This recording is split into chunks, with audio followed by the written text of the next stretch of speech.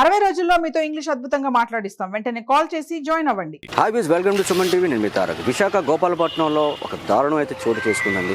So ఒక మహిళని తన భర్తే తనే చంపేశాడని చెప్పేస్తే ప్రతి ఒక్కరు కూడా షాక్కి గురవుతున్నారు. మనకందరికీ తెలిసిందే, మహిళలకు ఈ రోజుల్లో కాదు ఎప్పటికి కూడా మహిళలకు అయితే సెక్యూరిటీ అయితే లేదు. అలాగే తన భర్త తన్ని ఎందుకు చంపాడు, అసలు వాళ్ళిద్దరి మధ్య ఏం జరిగింది, వసంత్ అనే ఆవిడని ఎందుకు చంపాల్సి వచ్చింది, వాళ్ళ కుటుంబ సభ్యులందరూ కలిపి ఆవిడనైతే చంపేశారని చెప్పేసి ఇక్కడైతే ప్రతి ఒక్కరు కూడా అయితే చెప్తూనే ఉన్నారు. అసలు ఏం జరిగింది అనేది మనం అసలు తెలుసుకుందాం. నాతో పాటు మీరు కూడా వచ్చేసాను.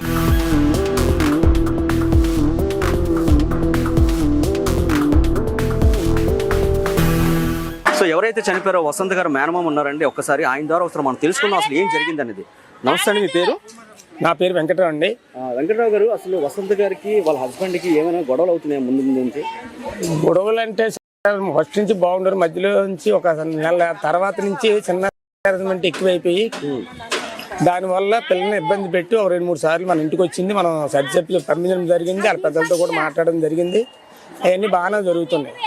మొన్న కూడా ఒక శనివారం వెళ్ళింది, 2 రోజులు ఇక్కడ ఉంది. వాళ్ళ అమ్మ దగ్గరికి వచ్చింది. అంటే పెళ్లి రోజు వస్తుంది, 6వ తారీఖు పెళ్లి రోజు వస్తుంది.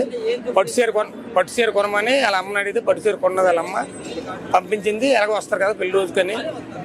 ఆయన ఏంటంటే ట్యాబ్లెట్ డ్రగ్స్ ఏటో మనకు తెలియదు. ట్యాబ్లెట్ కంపెనీ ఓడి మామూలుగా ఎనీ టైం ఒక భారీలా చూడకుండా నైట్ టైం అరేంజ్మెంట్ చేస్తాడు. 4 times 5 times పడుకోమని చేస్తే శరీరం సహకరించలేదని అన్ని దానికి ఆ తాడుతో ఉరేసాడని మా అనుమానం. మరి ఎలాగైనా ఇంట్లో చచ్చిపోయారు కాబట్టి ఆ అనుమానంతో మేము ఇచ్చేస్తాను. మీ మీడియా ద్వారా, మా పోలీస్ శాఖ ద్వారా, మా హోమ్ మినిస్టర్ ద్వారా, మా గవర్నమెంట్ ద్వారా ఏదో పోయిన పేరాన్ని తీసుకురాలేవు.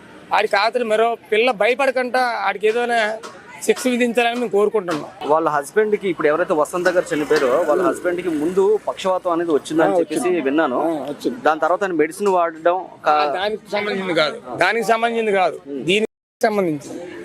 ఏదైతే సంబంధించిన యూట్యూబ్ లో చూసి ఏదో డ్రగ్స్ ఉన్నాయో అవి వాడి ఈవిని హెరాస్మెంట్ చేసేవారా, ఇలాగ నన్ను ఇబ్బంది పెడుతున్నాడని చెప్పేసి ఇంట్లో ఏమైనా చెప్పారా? వాళ్ళ అమ్మకి చెప్తారు. వాళ్ళ అమ్మ అన్నది మరి మామూలుగా అన్నిసార్లు కాదు కానీ చేస్తానని చెప్తారు. వాళ్ళ అమ్మ చెప్తారు. వసంత గారు చనిపోయే ముందు మీకు ఏమైనా ఫోన్ చేశారా? అంటే వాళ్ళ ఆయన మా మార్నింగ్ చేశారు. మా ఆయనకి ఇలా జరుగుతుంది రానవ్వలేదు అనేసి అంటే మేము నైట్ ఫోన్ చేసి ఏం జరుగుతుందమ్మా ఏమనంటే ఏం జరగలేదని ఫోన్ కట్ చేసేసి టాబ్లెట్లు పెట్టింది మాకు. తన వాడినవి, వాళ్ళ హస్బెండ్ వాడినవి.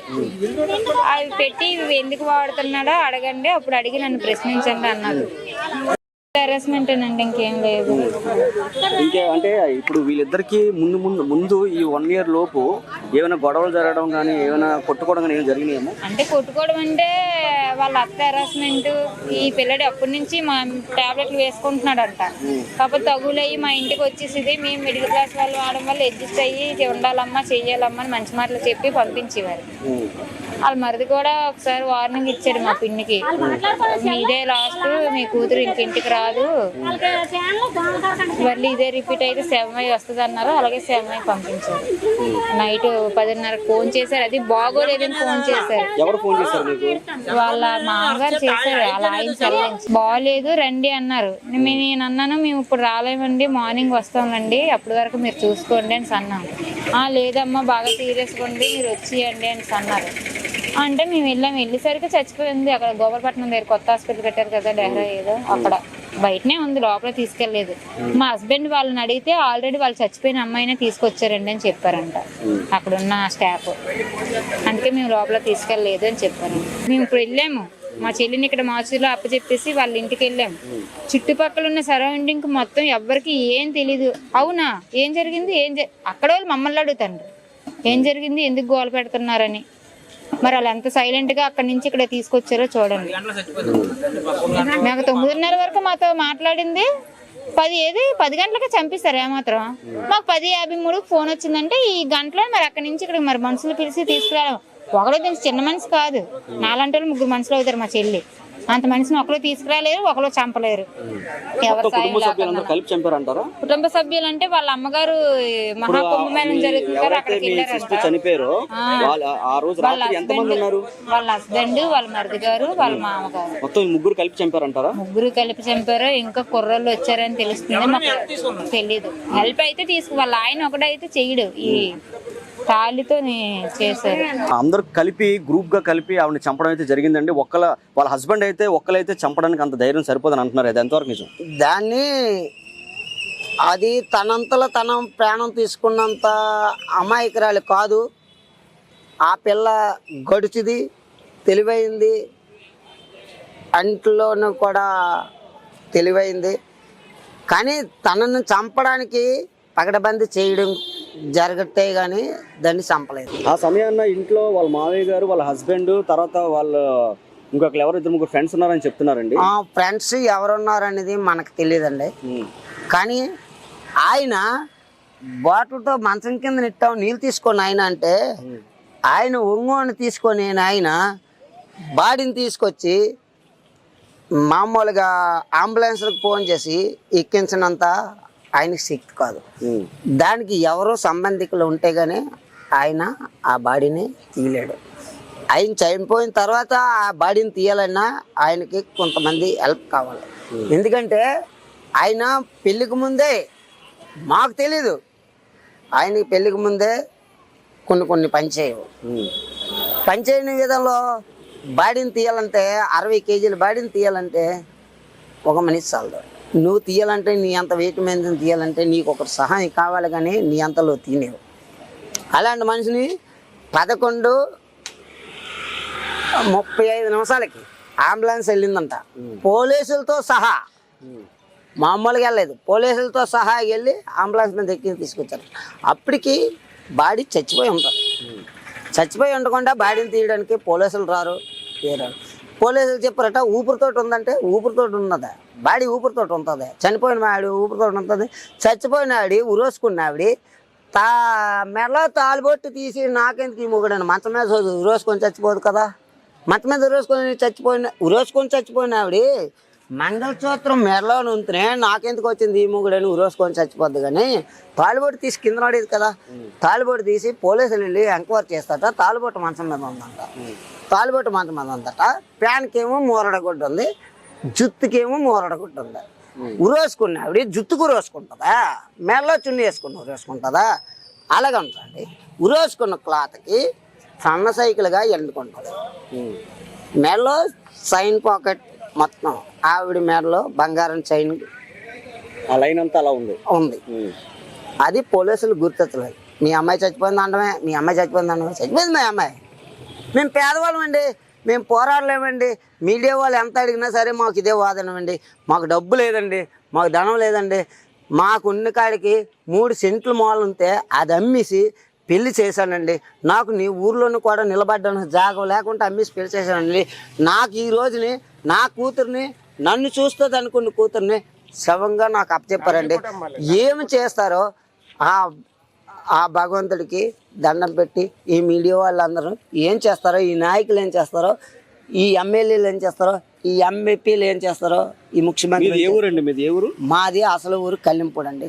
మేము నివసించేది ఎదురువాడపాలెం అండి. నెలకి 3,000 రూపాయలు అద్దె కట్టుకొని మొగుడు బెల్లాలను కూలి పని చేసుకొని రూపాయి వెనక్కి వేసుకొని పిల్లలకి పెళ్లి చేసుకుని. మీ అల్లుడు ఏం చేస్తుంటాడు? ఆయన ఉన్నోళ్ళండి కళ్యాణ మండపం రన్ చేస్తారండి. ఇసుక తోట, నాయుడు తోట, కళ్యాణ మండపం, కృష్ణాద్రి. వీళ్ళిద్దరిది లవ్ మ్యారేజా లేకపోతే అరేంజ్ మ్యారేజ్ అండి. పెళ్లి పెద్దలు కూడా ఇక్కడే ఉన్నారండి. పెళ్లి కూతురుసిన ఆవిడ మాత్రం రాలేదు. పెళ్లి కూతురు ఆవిడ వస్తే ఈవేళ నా కూతురుకు ముందు దాన్ని చంపుతాం, అది మాత్రం పక్క. మేము అలాగని నరకోతలం కాదు, కొరకోతలం కాదు. మాకేదో మా పేదోళ్ళం కాబట్టి ఏదో మీకు విన్నపించుకుంటాను. నేను కూలి పని చేసుకుంటానండి. గుడాంసలోకి వెళ్తాను. ఏదో నాకు ఒక 350, 650 రూపాయలు కూలి వస్తుంది. అందులో నేను 200 డ్రింక్ చేసేస్తాను, ఒక 100 రూపాయలు ఇంటికి ఇస్తాను. అలాగా రూపాయి పోగొట్టుకొని పిల్లలకు పెళ్లి చేసుకున్నాను. ఆ విధంగా చేసుకొని నా పిల్లల్ని నేను పోసుకున్నాను. నేను వాళ్ళు వచ్చినప్పుడు కూడా నేను చెప్పాను, నాకు ఆడ ఆస్తి లేదు, అంగలేదు, ఇంత పెడతాను, ఇంత ఇస్తాను అని చెప్పేసి కూడా చేసాం. మాకు నచ్చింది, మాకు అమ్మాయి నచ్చింది, ఇంత అమ్మాయి నచ్చిందని చేసుకున్నారు. మాకు ఈరోజు ఈ నిషేధాన్ని మా చేతుల్లో పెట్టేవారు. పెళ్ళయి ఒక 4 సంవత్సరాలు 5 సంవత్సరాలు అయితే మాకు బాధ లేకపోను. ఎందుకంటే ఇది ఏదో తప్పు చేసింది, ఇదేదో తప్పు చేసింది, వీళ్ళు చంపేశారు అని అనుకుందాం.